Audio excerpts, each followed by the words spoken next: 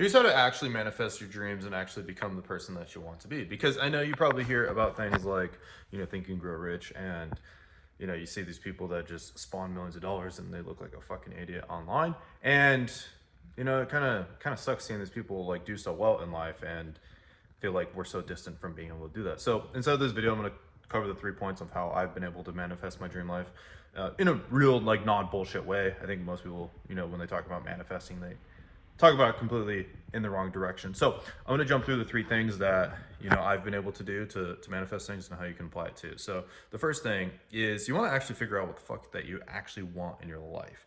And manifestation is actually like a really powerful tool if you actually use it correctly. And I think a lot of people, they're like, oh, I want to manifest some food, and they use it in a way that makes it so it's just lame and you don't actually get anything from it. And so how I manifest cool things like my dream life is first of all, I wanted this dream life. And that is the thing, is like, what is the vision? What is the thing? What is it that we're actually working towards? A man without a dream and a man without something to work towards is just effort, like it's just lackluster working towards something that is inevitably nothing. And so if you have nothing to actually work towards, no goal, if you have no sort of vision of like what this thing actually is, if you're kind of just like, oh, I will be rich and just kind of generally be able to do things in life, it's not specific enough. Manifestation loves specificity. It loves being able to know exactly what it is that you want. For example, I got this hat. It was most people would say it was like a stupid purchase, but I wanted a cool hat. I've gone through it. I've had a lot of hats, and so I wanted a nice one. So I went to a bunch of stores, and I would go in, I would walk in, I'd be like, I want this hat. Like, what hats do you guys have? And I would go look at the hats that they have. I think I went into like 5-6 different stores to buy this hat.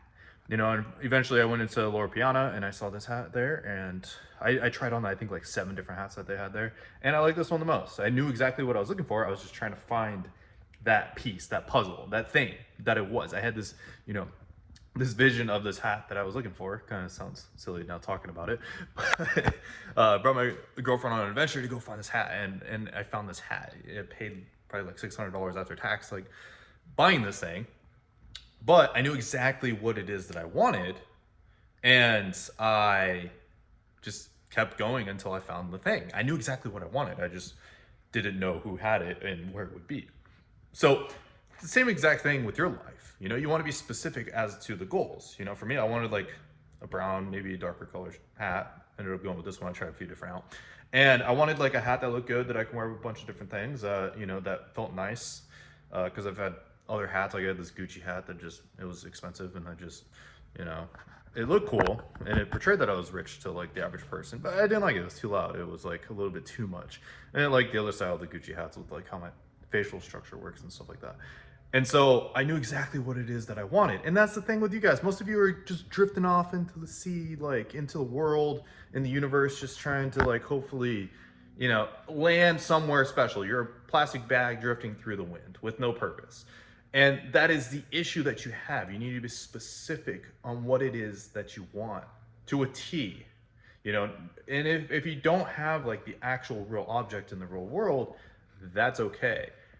But you need to know. You need to like know what it is, what the feeling is, what the emotion is that you're looking for, kind of the general gist. And you have to be really passionate about trying to discover what that thing actually is in the world and trying to go and find it. So, if you want to be cool, you want to be like, let's say, you want to be like, what's the guy's name? Tony Stark from the Avengers. You want to be like him. You want to be a cool dude. You want to like be on the news and be some celebrity billionaire. If that's what you're looking for, that feeling, then you need to go like be specific as to like how that feeling feels. And then also be specific as to what does that lifestyle actually look like? Is it living out in the middle of butt fucking nowhere in Kansas?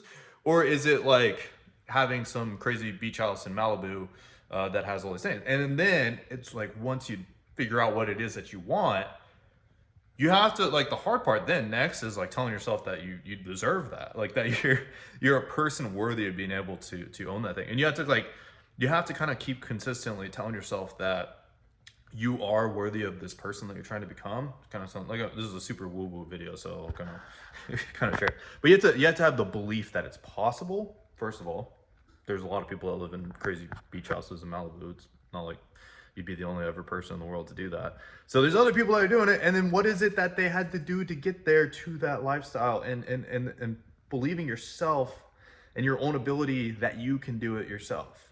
So good exercise on this, you know, as we're kind of talking about the vision aspect, is finding the things that are what you think are your typical disadvantages are your superpowers.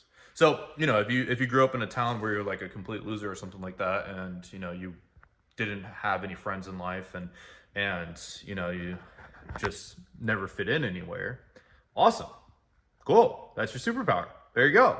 Maybe that's easy. You know, whatever it is that you think is your disadvantage, you know, like you grew up without rich parents, you know, it's like you grew up without like any sort of high chance of success.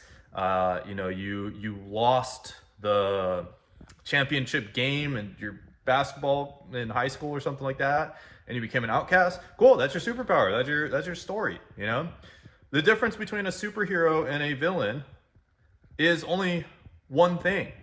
That's it. They're actually very more similar than they are different. The difference, like the thing is that they had something happen to them. They had like, they got, you know, taken advantage of, or they got beat up, or, you know, their mom passed away or something like that. It was something crazy, you know? And some people, they take that and they're like, I want to make sure that nobody ever feels the way that I felt, or nobody has to go through what I went through. Then there's the flip side of it, where it's like, I want everybody to feel what I felt. I want everybody to know what it's like to go through what I went through, because they don't understand. That's it. That's the only difference between a superhero and a villain. They both went through some crazy event. One interpreted it as, I'm going to change the world in a positive way, and the other one's like, I'm going to change the world in a negative way. And that's the exact same thing that you get to face right now today with your life, is what is the thing that got you, what is the thing that like made you the way that you are? You know, maybe it's you're I don't know, maybe you're ugly, or maybe you can't get girls, or maybe it's like you're a loser. Maybe it's like, you know, nobody ever loved you. Maybe it's like nobody ever respected you. Maybe nobody ever listened to you. Maybe, you know, you've always been an outcast. Maybe it's like you never fit in. Cool. Awesome. And I use that as like your advantage. That's why you should be Tony Stark. That's why you should go live in a beautiful house in Malibu, is because you didn't fit in. That was my story. I didn't fit in anywhere, you know? And growing up, it was like, it was hard, you know? It was like, because I never fit in. And I was like, this is my disadvantage. This is why I'm not successful. This is why I can't do cool shit in my life. But then as soon as I realized that actually, that is the exact reason why I can't do a bunch of stuff in my life, is because of all these disadvantages were actually my advantages. And so if you can change that mindset, then believe that you are somebody that's capable of, you know, whatever it is that this dream is, then you can get after it. So figure out what it is that you want. Just like, you know, be a little bit delusional with what it is that you want. That's okay. That's kind of the whole point of figuring out what it is that you want. Be delusional. People might think you're delusional. Don't share it with them, you know? Just keep it to yourself. Be delusional. And then now that you have this delusion, now you have to form the belief that you deserve to have this delusional lifestyle, or to become this delusional person, or do this delusional thing because of, you know, whatever it is that your normal disadvantages are. That's exactly why. You know, you hear people that are marathon runners that are just like, you know, they don't even have legs. Like they have like, they're amputees and stuff, and they go do these like crazy 100-mile races in like the Sahara Desert. Like I was watching this documentary the other day. I think the woman like lost her leg or something and still did this run. That was her disadvantage.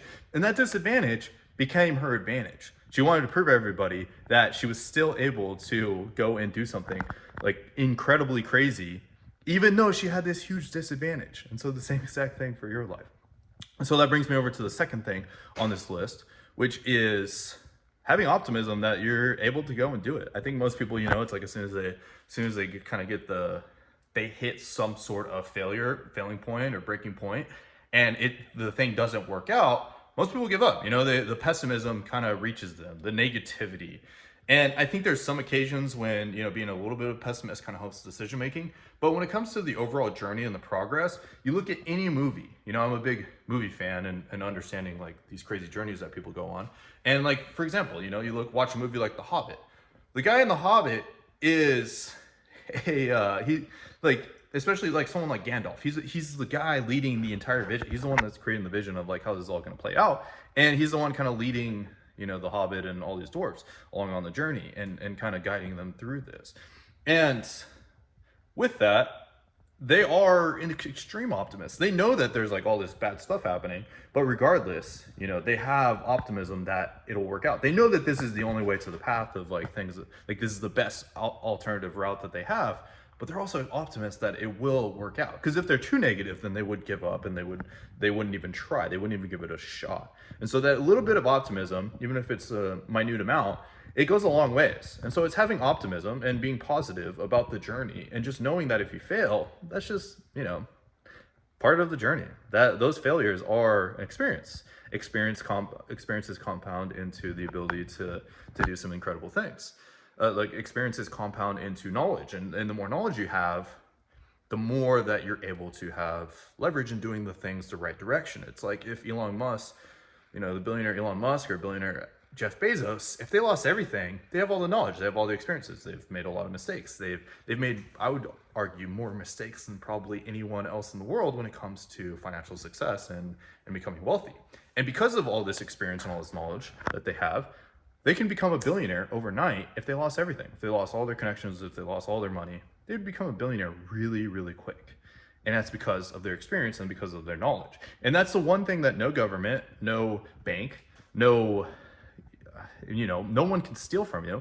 And no one can take away from you is knowledge and your experiences. And so the more knowledge and experiences that you have, the more that you're able to do, the more leverage that you have, the more, crazy, incredible things that you have. Gandalf in The Hobbit and in the Lord of the Rings series, he has more knowledge than anybody else on the show. And he has like these cool, crazy powers because he has the knowledge on how to do things.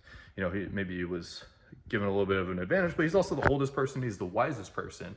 And with all this wisdom and this knowledge and this experience, he has incredible powers that, changes the fate of the entire plot because of these powers that he has.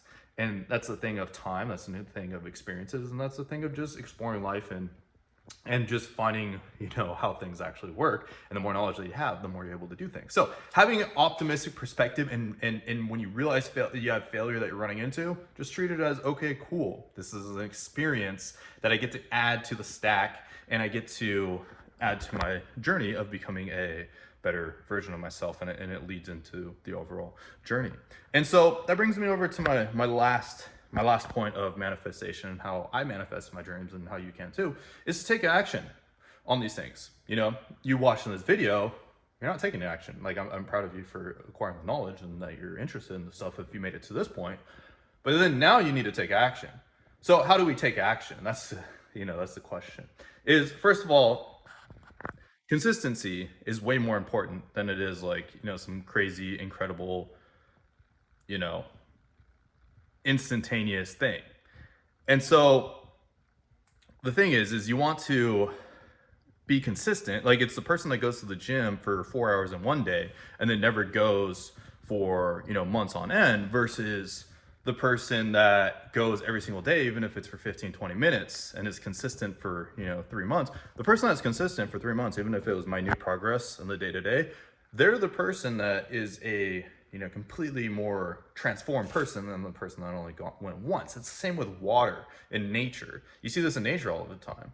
If you have, let's say, some water on a rock heading in a stream on a direction, it's not really going to do anything to the rock in that instance. But you compound that over hundreds, thousands, tens of thousands, millions of years, and it starts to form a huge crevice. You look at any sort of, you look at the Grand Canyon, you look at these crazy valleys on mountains and stuff and ranges, and these crazy canyons that are created was because the water passed through it consistently for insane amounts of years, just long years. And that consistent action created the river. And so it's the same thing with you, and what you're trying to do is, if you want to become this person that's capable, and this person that has these things, I love this quote. It's by Charlie Munger, who is deceased not too long ago, but it's a great quote. The world is not a crazy enough place to reward a bunch of undeserving people. And so you must deserve what it is that you want. And it is very basic, rudimentary advice, but it stays so true to the world that we live in, is you have to deserve the things that you want. You have to become the person worthy of deserving the thing. And that's why, there's so much passion around watches and cars and houses and lifestyle, is not because, and maybe like a six pack, is not because of the actual thing itself, but instead it's what the thing represents. It's the same with like trophies and, let's say winning the Super Bowl and winning, the Olympics is what it symbolizes. It's not the actual thing that's the goal necessarily. It's what that thing symbolizes. It symbolizes hard work. It symbolizes, that you mean something in this world. And so in order to win these symbols and win these awards and whatnot, is to deserve these things, is to become the person that is worthy of these things. That's why we think people are, that's why we have a certain preconceived notion or a certain mindset around people that have expensive stuff, is because we know that they had to be somebody in order for them to be able to afford these things and to buy these things. Yeah, it probably means they have a ton of money, but it's like, okay, who are they to earn this money? And I don't think most people consciously think that, but this is a subliminal thing that happens biologically, that, since our little caveman brains work, is that we're trained to think that this person had to become somebody in order to have those things. And so that's the same exact thing for you. And that's what's cool. It's like, that means it's not like, that means that there's a game plan. That means there's a blueprint to become this person. And that is to become the person that's worthy of, the person that deserves to have these things. And so if you win enough, UFC fights, it's inevitable that you'll deserve cool cars and watches and a crazy lifestyle like Conor McGregor. It's the same thing in business. If you go through enough failure and have enough experiences and you make enough impact and you're able to create more value than anybody else, and you've been incredibly consistent and you have, you sharpen your axe, you've learned a lot and you have a lot of applied knowledge and applied experience, then it's inevitable that you should just deserve to have a ton of money and have whatever lifestyle it is and whatever it is that you want in your life, because you have become the person that's worthy of it and you have become somebody that deserves these things. And so you need to ask that for yourself, is like, do I deserve it? And if not, what is it that I need to do to deserve it? And a lot of the times it's putting in the reps and taking action consistently. So that's how to manifest your things. My name's Canup. I'll see you guys in the next one.